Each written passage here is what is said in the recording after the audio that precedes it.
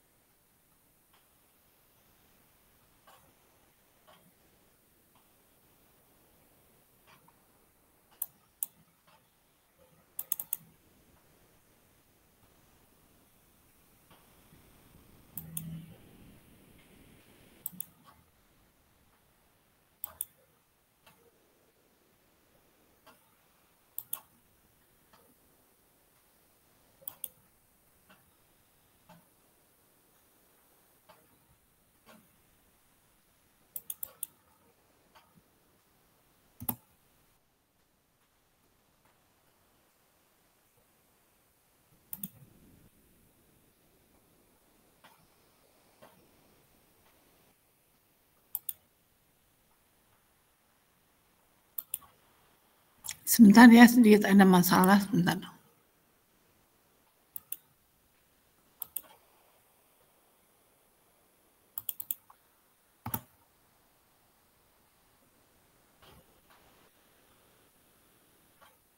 Baik, apakah sudah terlihat PPT Ibu?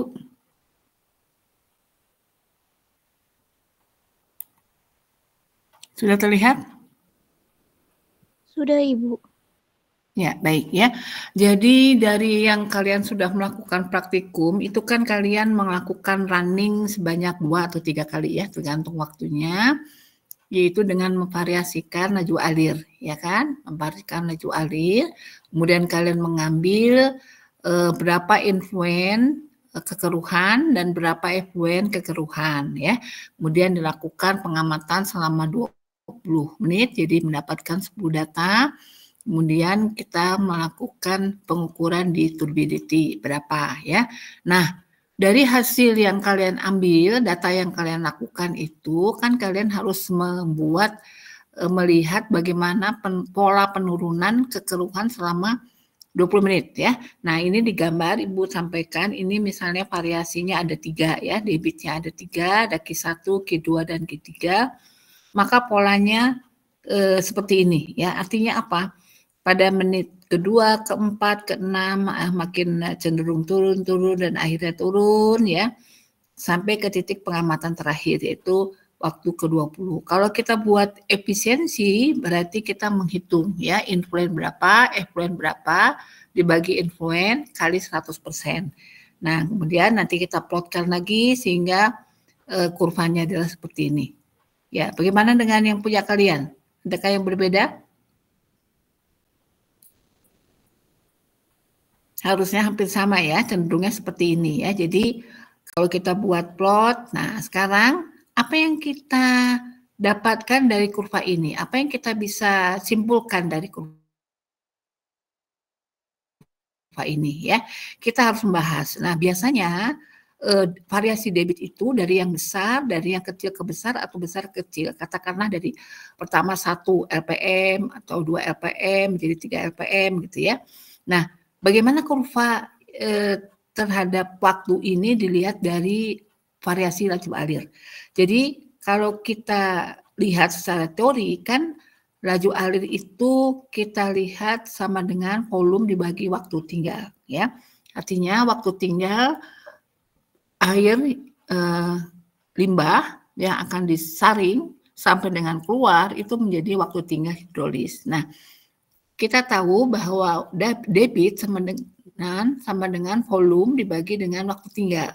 Sehingga waktu tinggal ini berbanding terbalik dengan debit, ya kan? Nah, artinya dari sini kita membahas mana yang terbaik laju alirnya. Yang laju alir yang terbaik adalah laju alir yang mempunyai efisiensi yang tinggi dalam menurunkan kekeruhan. Tentunya demikian kan? Ada 3, mana yang tertinggi itu yang terbaik. Nah, alasannya kenapa terbaik? Karena kita kaitan lagi dengan tadi debit. Debit dengan waktu tinggal. Debit semakin besar, seharusnya semakin kecil waktu tinggal. Ya, debit semakin besar, semakin kecil waktu tinggal, karena berbanding terbalik. Debitnya kecil, maka semakin besar waktu tinggal, debitnya besar, semakin kecil waktu tinggal. Ya. Nah, dari ketiga variasi itu kalau kita bandingkan secara teoritis bahwa laju alir yang lebih tinggi akan memberikan waktu tinggal yang lebih sedikit, ya, sehingga proses penyaringan berjalan lebih lambat, ya, sebentar, bukan lambat, sebentar. Sementara kalau kita menyaring dengan debit yang kecil, maka waktu yang diperlukan atau waktu yang dilalui dari masuk sampai keluar itu menjadi lebih besar. Nah, jadi biasanya yang terbaik adalah yang waktu tinggalnya lebih kecil, karena waktu melewati ke filter lebih lama, jadi lebih banyak padatan atau suspensi yang tersaring di dalam rongga-rongga media filter, gitu ya. Jadi kalau misalnya terjadi terbalik, nah kalian harus bahas kenapa terbalik ya. Mungkin salah operasinya, ada hal yang terjadi pada saat ngeran dan sebagainya. Tapi secara teoritis yang betul itu adalah waktu tinggal yang sebentar akan memberikan debit yang besar sehingga dan waktu tinggal yang lama akan memberikan debit yang kecil. Nah, itu biasanya terbaik. Tetapi ini pun ada optimalnya. Kalau kita melakukan run beberapa kali, 10 kali, mungkin akan ketemu waktu optimalnya. Tetapi kalau kita hanya melakukan 2 atau 3 variasi, mungkin kita belum ketemu yang optimalnya. Jadi baru kita katakan yang terbaik, ya. Nah, bagaimana dengan head loss-nya? Head loss-nya ini secara teoritik ya dan secara pengamatan di lapangan pasti akan terjadi perbedaan ya. Biasanya selama yang di lapangan dengan yang di lapangan di lab, maksudnya dengan yang kalian hitung menggunakan rumus CD dan sebagainya, head loss misalnya menggunakan rumus RUS ya, kalian sudah melakukan itu, kemudian kalian plot, akan ada terjadi perbedaan. Nah, terjadi perbedaan ini karena penyebabnya adalah kemungkinan asumsi-asumsi di dalam memasukkan nilai koefisien ataupun nilai yang variabel bebas yang ada di dalam persamaan itu tidak tepat, ya, mengasumsikannya tidak tepat. Jadi sehingga kemungkinan terjadi perbedaan. Juga karena ada faktor skala faktor ya antara teori dan kenyataan biasanya ada perbedaan. Tapi bagaimana kecenderungan head loss-nya? Jadi selama kehilangan tekanannya itu tidak memberikan arti yang terlalu besar, jadi tidak berfluktuasi yang sangat besar, itu biasanya kehilangan tekanan akan stabil, ya, akan stabil sampai menuju pada kondisi di mana filter itu sudah mengalami kenaikan effluent. Jadi effluentnya naik, bukan semakin turun, tapi naik effluentnya. Nah, effluentnya naik, nah ini kehilangan tekanan mulai membesar, naik juga, ya. Nah, kenapa nilai kekeruhannya naik? Kalau apa ini? Kenapa nilai kekeruhannya naik? Nah, kalau yang Ibu gambarkan di sini kan nilai kekeruhannya turun terus ya. Dari efisiensi, dari penurunan kekeruhan kita lihat dia turun. Nah, tapi ini naik, ya. Ini sebaliknya naik, ya. Seperti ini misalnya. Jadi nilai kekeruhannya itu, nah seperti ini, naik. Jadi turun misalnya kemudian terjadi kenaikan, naik terus ya. Nah, kira-kira kenapa yang terjadi seperti ini? Ada yang bisa menjawab? Kenapa kekeruhannya semakin lama semakin naik? Ya, ada yang bisa menjawab? Silakan. Dari kotoran yang terakumulasi di dalam media filternya, Bu. Kotorannya kenapa? Harus jelas.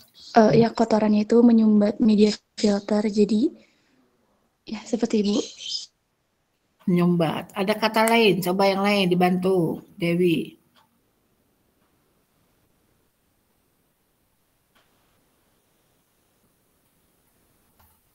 Ya, yang lain coba. Mengapa efisiensi atau penurunan kekeruhan itu penurunan kekeruhannya semakin rendah atau effluent di kekeruhan di effluent itu naik terus, ya harusnya kan turun, ini naik. Nah, kenapa itu penyebabnya? Bahkan mungkin nanti sampai sama dengan nilai kekeruhan awal. Nah, itu kenapa?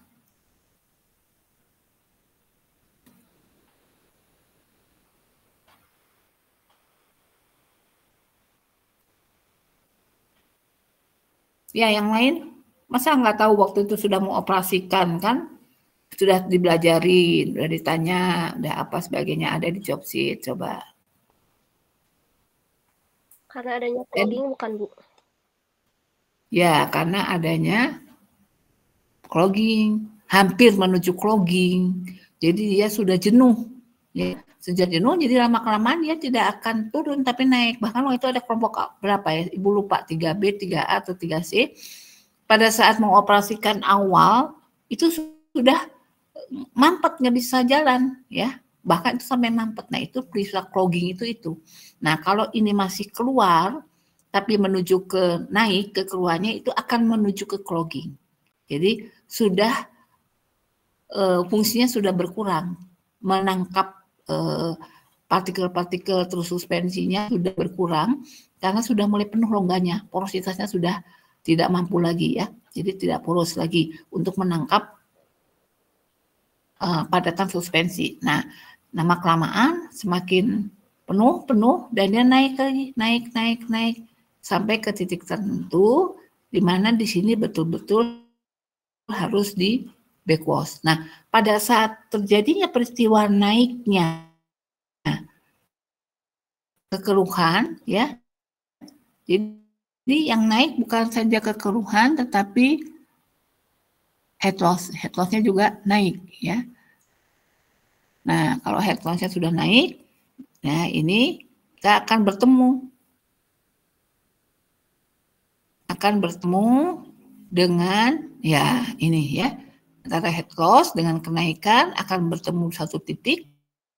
Nah, titik ini kalau kita tarik dilakukan backwash ya, satu siklus filter itu harus dilakukan backwash pada saat nilai kekeruhannya naik sampai waktu tertentu dan head loss-nya naik ya, dan terjadi perpotongan. Sebelum itu sudah harus kita lakukan backwash ya. Nah, itu. Jadi idealnya yang kita lakukan adalah menjawab tujuan satu, bahwa efisiensi kita bisa hitung, kemudian menjawab tujuan lagi mana yang terbaik adalah yang memberikan efisiensi yang tertinggi.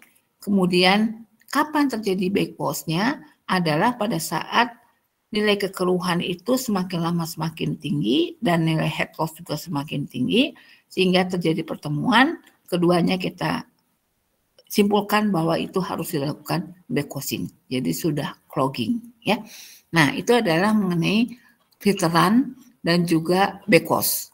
Nah, kemudian apa yang kalian harus bahas di sini ya?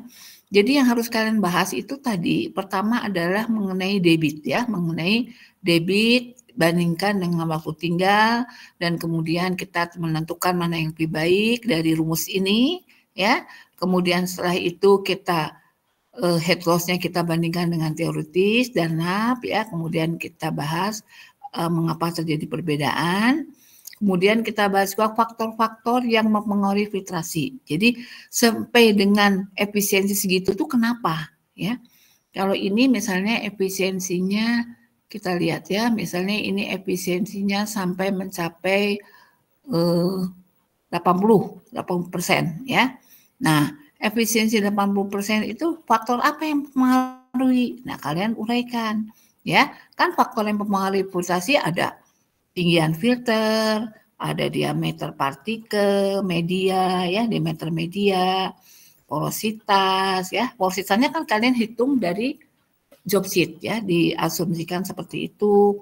Kemudian faktor diameter dan sebagainya. Jadi banyak faktor yang mempengaruhi adanya efisiensi daripada filtrasi. Nah, itu kalian bahas satu persatu.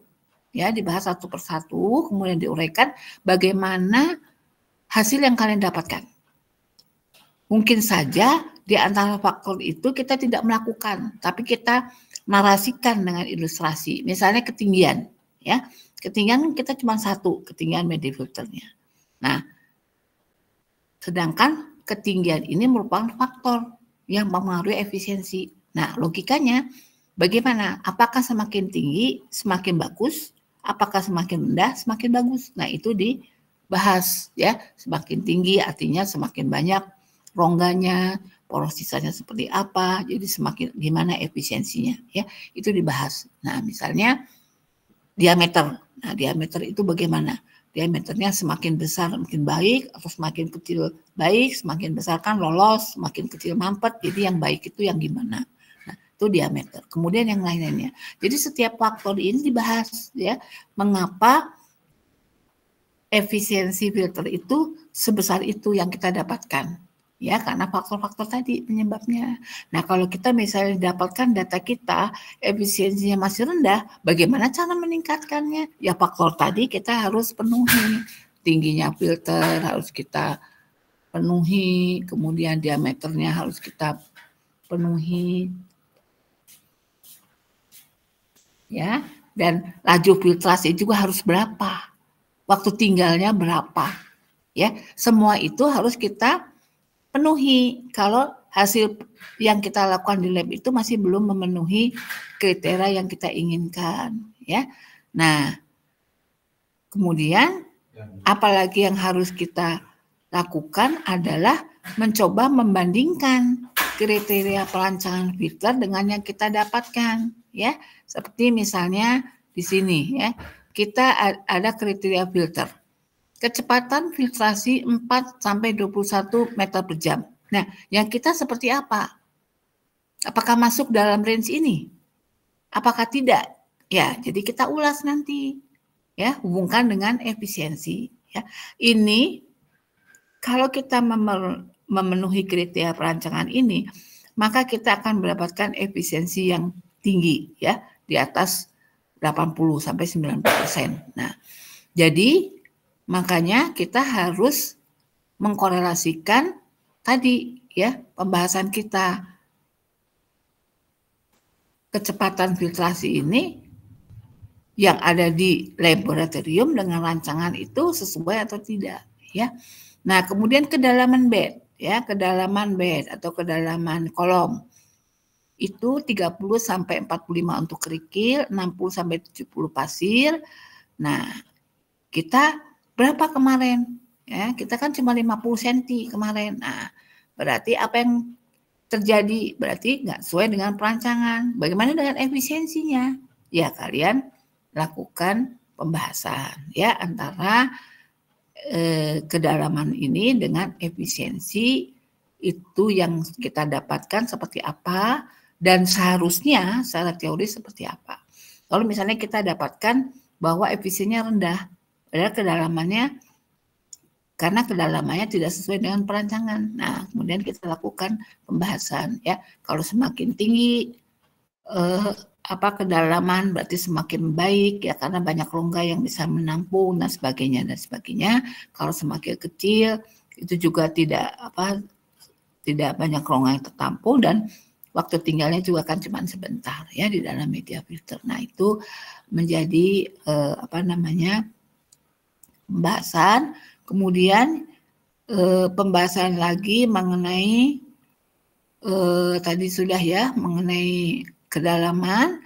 Nah, kemudian ukuran pasir juga kalian boleh bahas ya kalau kalian mengukur, kalian tidak mengukur. Kemudian ukuran bed ya, itu kan ada di job sheet 20x20 misalnya itu masuk di dalam kriteria perancangan ini. Sistem under drain-nya dan semua bisa kita bahas ya.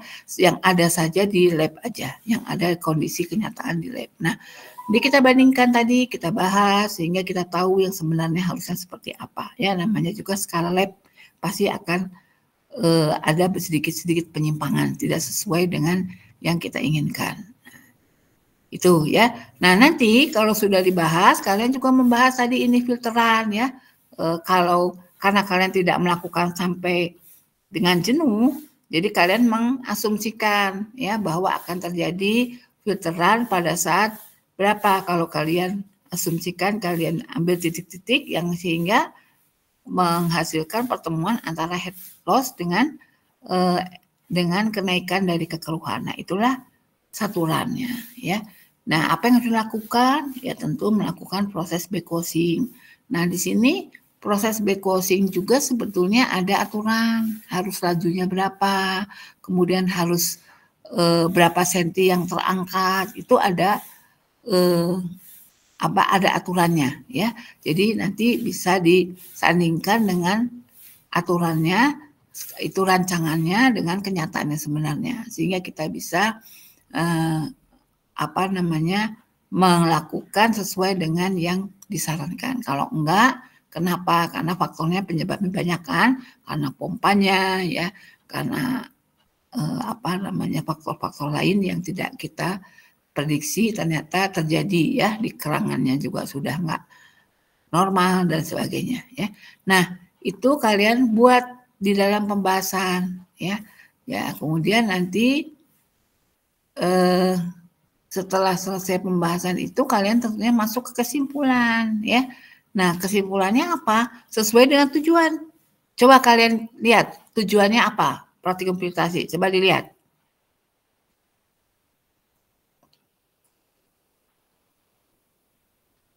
Tujuan praktikum filtrasi. Ayo dilihat.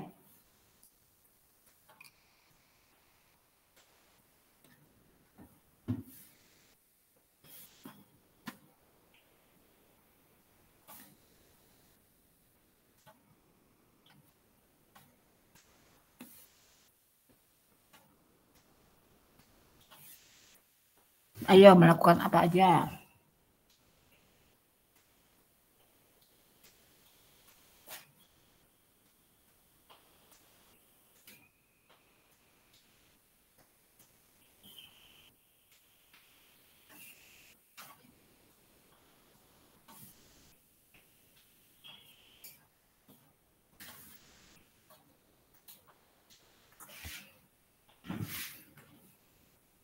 Sudah ketemu?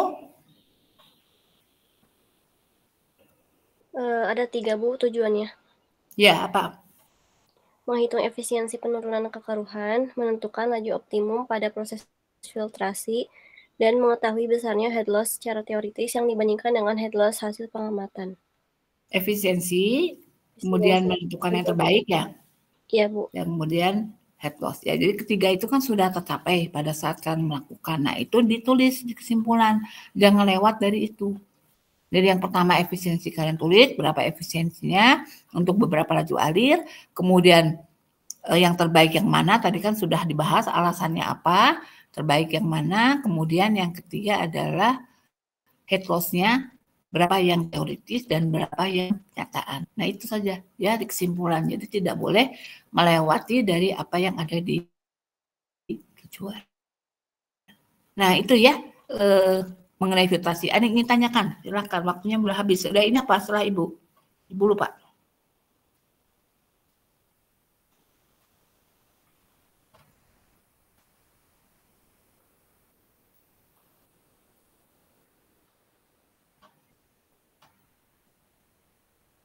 Ya, ada yang ditanyakan dari sini.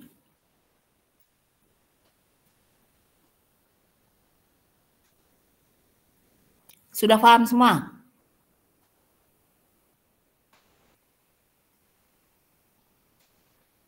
Ya, gimana? Sudah paham semua belum?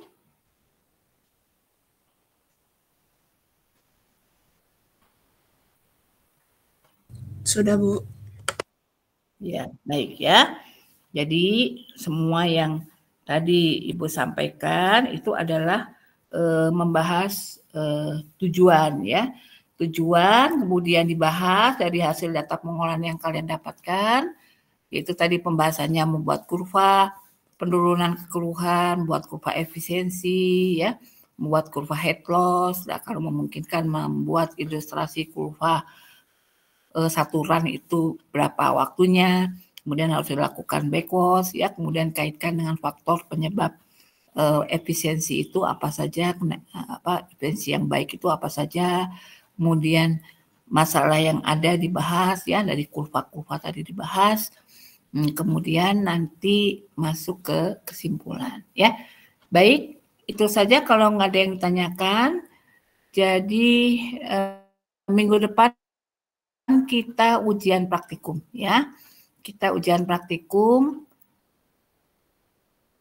Sistemnya adalah nanti kalian akan Ibu bagi soal dan kalian harus belajar semua modul. Nanti akan Ibu bagi pada saat mau ujian. Jadi si A pakai modul berapa, si B modul berapa, akan Ibu berikan di saat mau ujian. Ya, jadi sebelumnya belajar dulu semua modul. Ya. Baik, itu saja mungkin yang ingin Ibu sampaikan karena waktunya jam 9 sudah selesai. Alifah siapa setelah Ibu?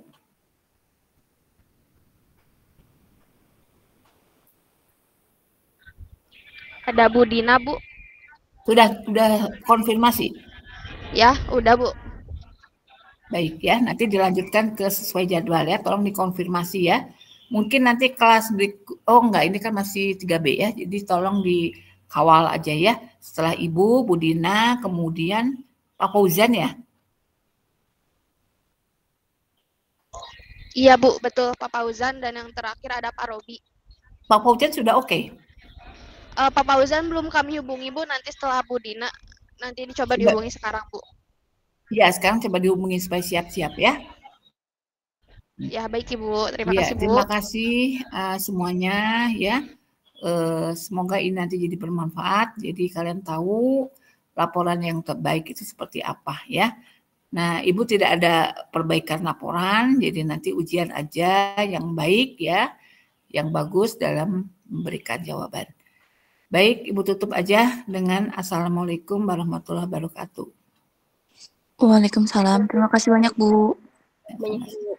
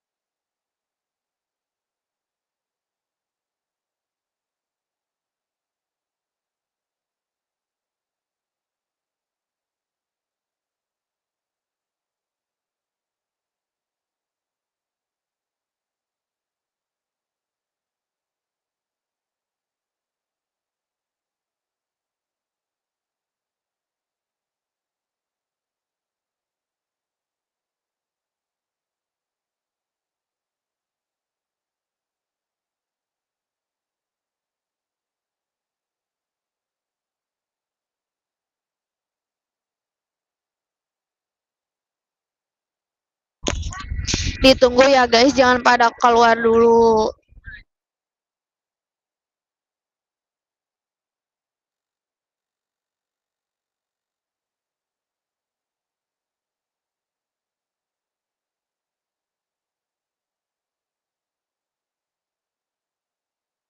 Udah yang Bu Endang udah selesai. Sekarang mau Bu Dina.